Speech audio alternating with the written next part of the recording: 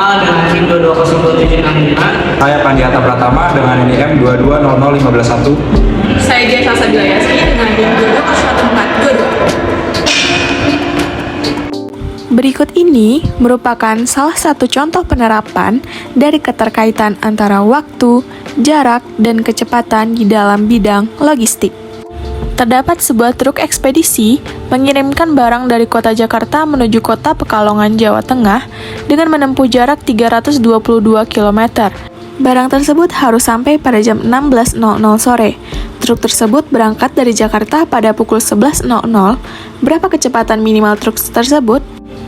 Nah, tadi sudah dijabarkan akan masalah yang dihadapi oleh ekspedisi logistik. Selanjutnya, akan kami jelaskan bagaimana penanggulangan ekspedisi dalam menyelesaikan masalah tersebut dalam metode fisika dan juga saran matematis. Untuk mencari kecepatan minimal yang diperlukan oleh truk ekspedisi tersebut, kita perlu mempertimbangkan waktu yang tersedia dan jarak yang harus ditempuh. Dalam kasus ini, jarak yang harus ditempuh adalah 322 km. Waktu yang tersedia antara pukul 11.00 dan pukul 16.00 adalah 5 jam. Kita dapat menggunakan rumus kecepatan sama dengan jarak per waktu. V sama dengan 322 per 5. Dengan hasil perhitungan V 64,4 km per jam. Jadi, kecepatan minimal yang diperlukan oleh truk ekspedisi tersebut adalah sekitar 64,4 km per jam. Logistik memiliki keterkaitan yang erat dengan estimasi waktu, jarak, dan juga kecepatan. Faktor-faktor ini sangatlah penting karena mempengaruhi efisiensi dan juga efektivitas di dalam operasi logistik itu sendiri. Salah satu contoh penerapan ilmu fisika pada bidang logistik adalah dalam perencanaan rute pengiriman barang. Dalam logistik, perusahaan logistik seringkali dituntut untuk mengirimkan barang dari titik A ke titik B secara efisien dan hemat biaya. Oleh karena itu, dibutuhkan konsep-konsep fisika seperti kecepatan, jarak, dan energi agar mengoptimalkan dalam pengiriman barang tersebut.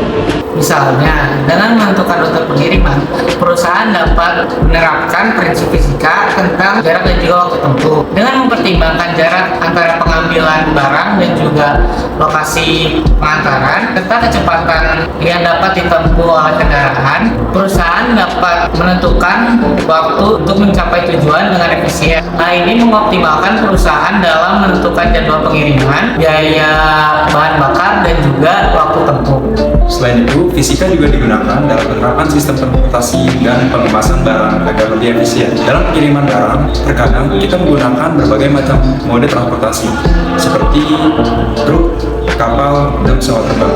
Dalam merancang transportasi tersebut, kita juga menggunakan prinsip fisika, yaitu kekuatan, kestabilan, dan aerodinamika, agar kendaraan tersebut bisa berjalan dan beroperasi dengan efisien dan aman.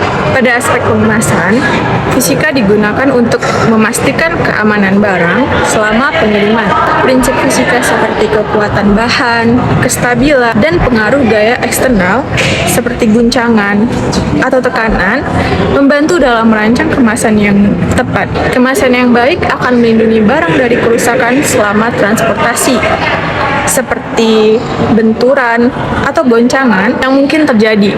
Dengan memanfaatkan prinsip-prinsip fisika ini dalam perencanaan rute, perencanaan kendaraan, dan pengemasan, perusahaan logistik dapat meningkatkan efisiensi operasional, mengurangi biaya, dan mengoptimalkan pengiriman barang kepada pelanggan.